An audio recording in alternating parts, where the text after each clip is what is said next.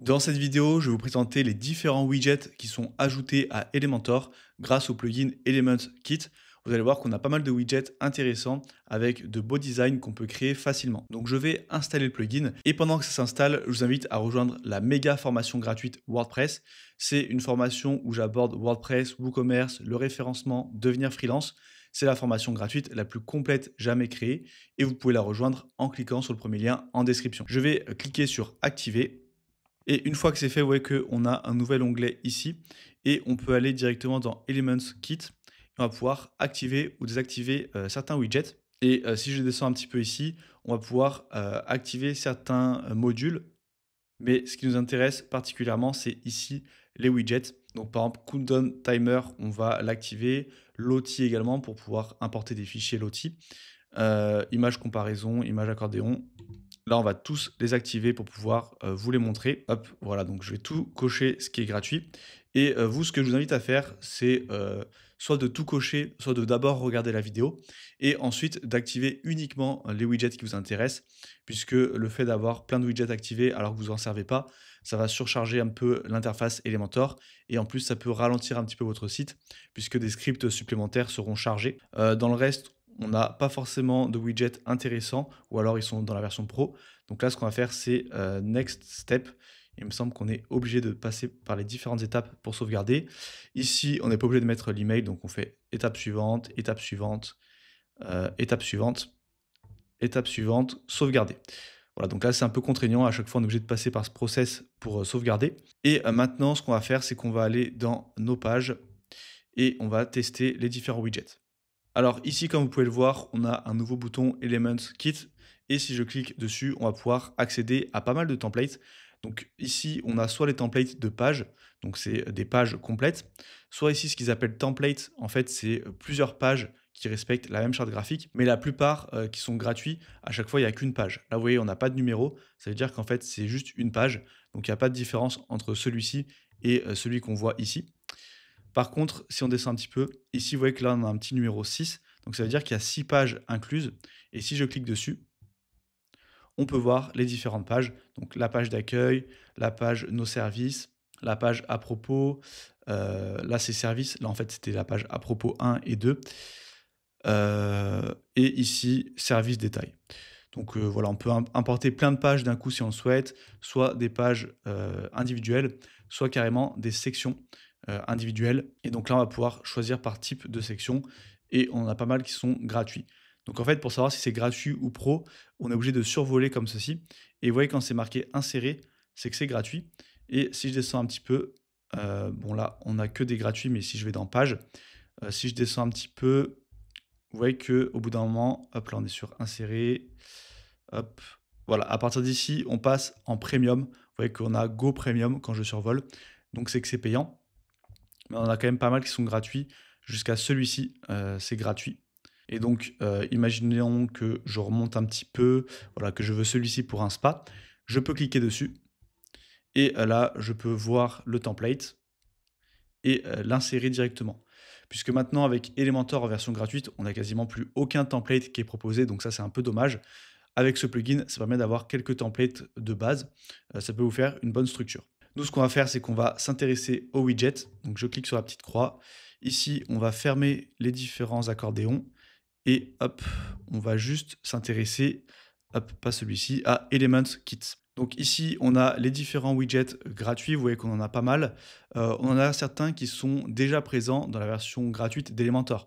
Par exemple, accordéon, bouton, titre, image box, icon box. Tout ça, c'est disponible dans la version gratuite d'Elementor.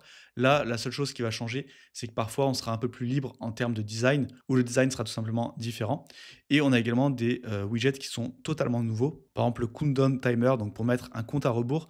Ça, normalement, c'est un widget premium d'Elementor. Si je descends un petit peu, on a également Loti, donc pour pouvoir intégrer des images animées. Si vous tapez Loti Files sur Google, vous allez arriver sur un site où vous en avez plein que vous pouvez télécharger gratuitement.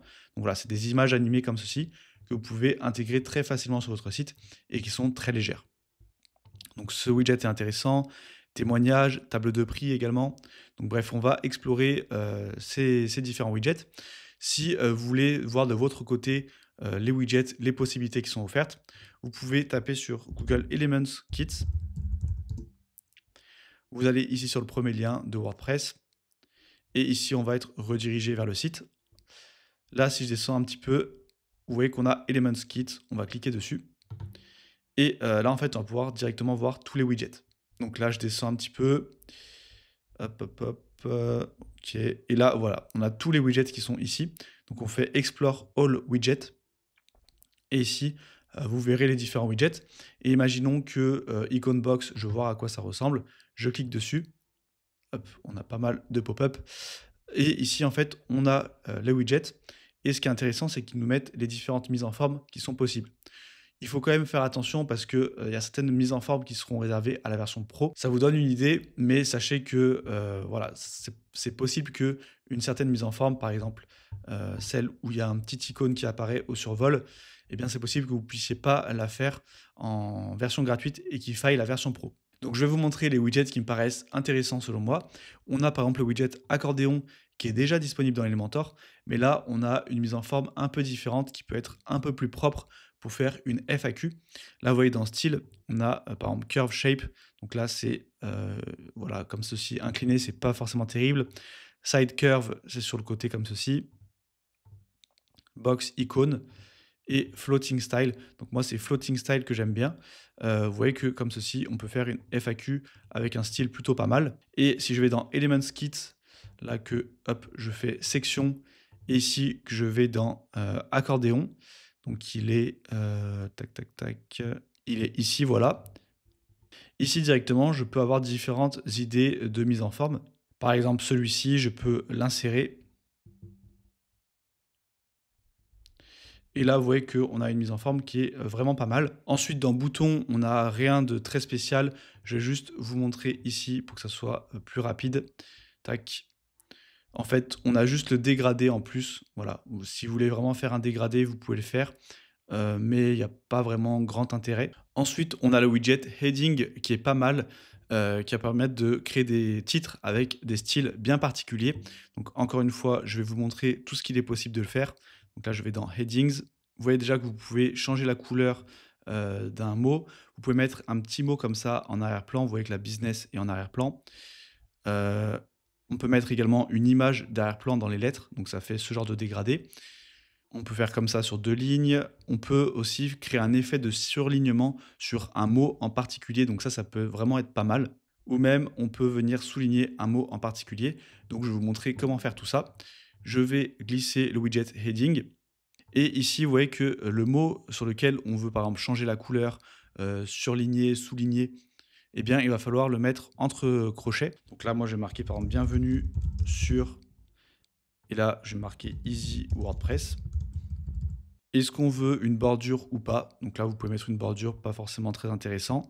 Ensuite, on descend, on peut mettre un sous-titre si on le souhaite. Mais là, pareil, on ne va pas l'utiliser.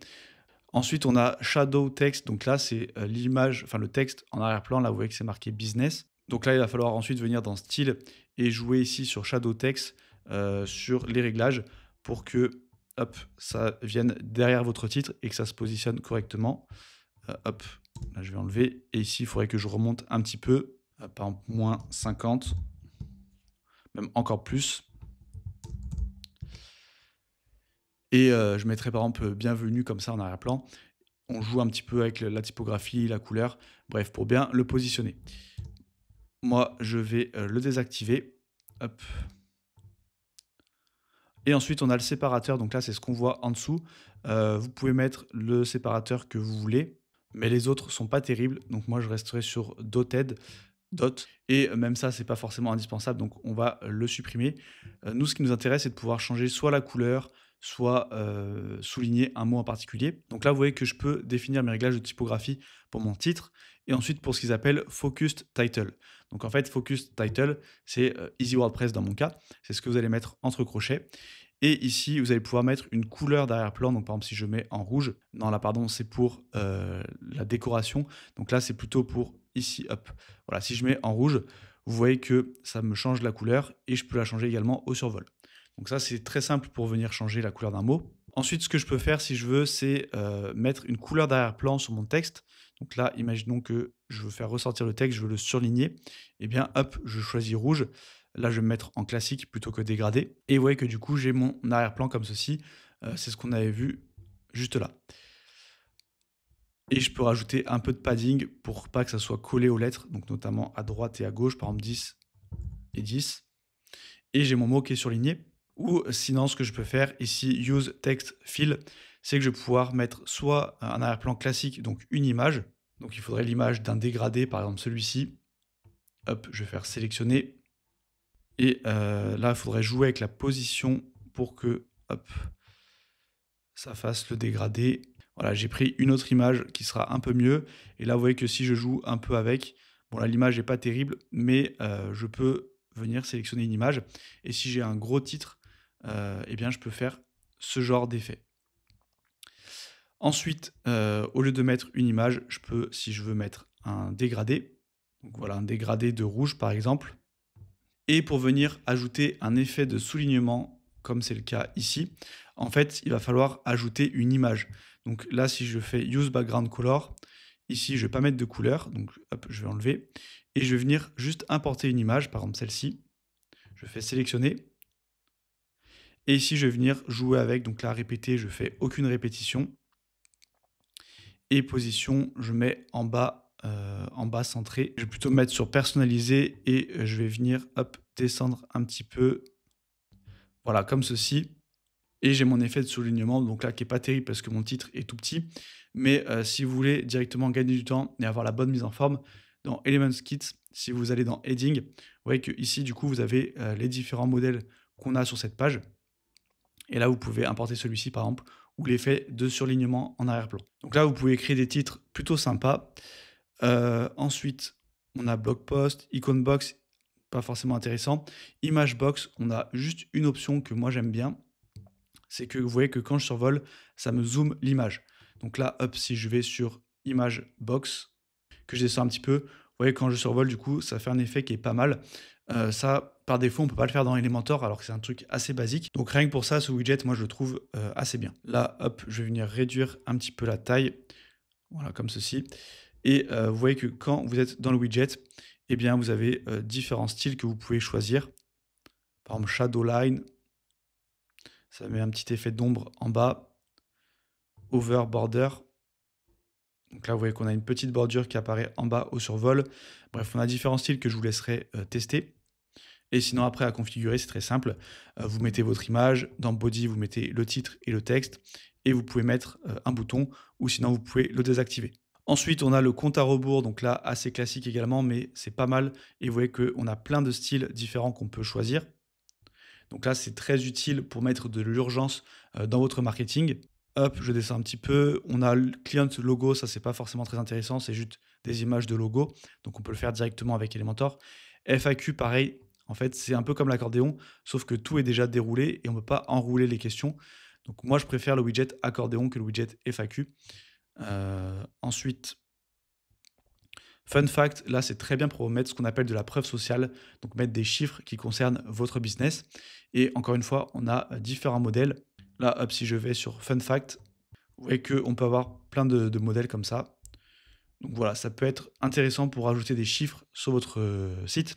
On a déjà le widget compteur sur Elementor par défaut qui permet de faire un chiffre comme ça qui augmente. Mais là, on a des mises en forme un peu plus spéciales. Ensuite, on a le widget image comparaison. Donc là, en fait, c'est pour faire un avant-après. La personne va pouvoir glisser comme ceci. Donc par exemple, si vous avez un site de coaching sportif, vous pouvez faire un avant-après pour la perte de poids. Ou bien si vous avez une agence de web design, un avant-après pour une refonte graphique que vous avez faite. Donc ça, c'est très puissant en termes de marketing. Donc si vous pouvez l'utiliser dans le contexte de votre thématique, ça peut vraiment être très intéressant. Ensuite, un widget que j'aime bien également, c'est le widget témoignage. Donc on va le glisser. Et ici, vous voyez qu'on a plusieurs modèles. Moi, celui que j'aime bien, c'est celui-ci, le plus sobre. Ensuite, dans témoignage, ici, vous avez vos différents témoignages que vous pouvez configurer. Donc avec le nom du client, ce qu'il fait, son métier, vous n'êtes pas obligé de le renseigner ça. Son avis, la notation qu'il a mise, et vous pouvez importer sa photo. Ensuite, si je vais dans Settings, ici, Slide to Show, on va mettre sur 3. Et on va désactiver l'autoplay. Et du coup, là, comme ça, vous avez une bonne mise en page d'avis client. Moi, je ferai comme ça et ensuite, je ferai dupliquer pour avoir plusieurs lignes, par exemple 9 avis clients, avec à chaque fois des photos, du texte et une notation par étoile. Et si vous voulez faire un slider, là, vous voyez que moi, j'en montre 3 et j'ai que 3 avis. Mais imaginons que j'en montre 3 et que là, dans témoignage, hop, je mette 6 avis. Du coup, soit on peut défiler manuellement comme ceci, soit, hop, si je vais dans les réglages ici, je peux activer les dots, donc les points, pour venir ici. Donc là, hop, on a ceux d'en dessous qui viennent se chevaucher. Mais vous voyez que là, avec les points, on peut venir naviguer sur le slider. Et autoplay, du coup, vous pouvez jouer automatiquement le slider pour que la personne comprenne directement qu'il y a plusieurs avis. Donc ça, c'est un widget qui est pas mal, que vous pouvez ajouter en fin de page d'accueil, par exemple, pour mettre quelques témoignages. Ensuite, on a table de prix. Ça, c'est très bien pour présenter différentes formules. Je vais vous montrer à quoi ça ressemble. Ici, hop, pricing table. Hop, vous voyez qu'on peut faire des tables de prix comme ceci, ou bien comme ça. Et donc là, c'est très bien. En plus, à chaque fois, on peut mettre une formule en avant. Donc ça, c'est cool. Donc voilà, c'est un widget qui peut être intéressant dans certains cas. Ensuite, Team, en version gratuite, il n'est pas terrible, il n'y a pas trop d'options. Mais en gros, c'est pour mettre des membres d'équipe, donc pour une page à propos. Ensuite, on a les barres de progrès, donc un peu comme Elementor, vous voyez des barres de progression comme ça. Sauf que là, on a un peu plus de choix dans le style. Par exemple, si je mets tout le type rounded, là, ça n'a pas changé. Vous voyez que c'est ici que ça change un petit peu. Mais bon, là, c'est pas forcément très intéressant. Ensuite, on a les onglets, pareil, on l'a déjà dans Elementor. Vidéo, la chose qui change par rapport à Elementor, c'est que vous voyez que c'est un bouton comme ceci, et ensuite, ça ouvre la vidéo dans une pop-up. Donc, dans certains cas, si vous voulez pas afficher la vidéo directement, ça peut être utile. Mais dans la plupart des cas, c'est mieux d'afficher directement la vidéo. Ça évite de rajouter un clic supplémentaire. Ensuite, Business Hour, lui, je l'ai jamais testé.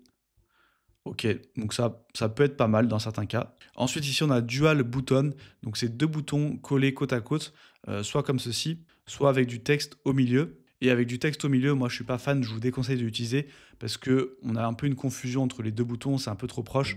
C'est mieux quand c'est distinct. Et donc, ce widget, il a pas vraiment d'utilité parce que ça, on peut le reproduire, assez facilement avec Elementor. Juste dans style, on a, peut-être un peu plus d'options.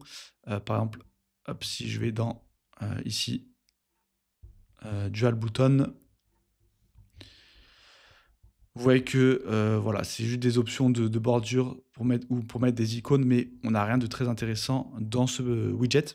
Si vous souhaitez maîtriser Elementor, je vous invite à rejoindre ma méga formation gratuite. Vous découvrirez comment utiliser WordPress, Elementor, WooCommerce, le référencement. Il vous suffit de cliquer sur le premier lien en description pour vous inscrire et avoir accès à l'espace membre à vie et en illimité. Et si vous souhaitez développer vos compétences sur WordPress, abonnez-vous à cette chaîne pour ne louper aucun tuto.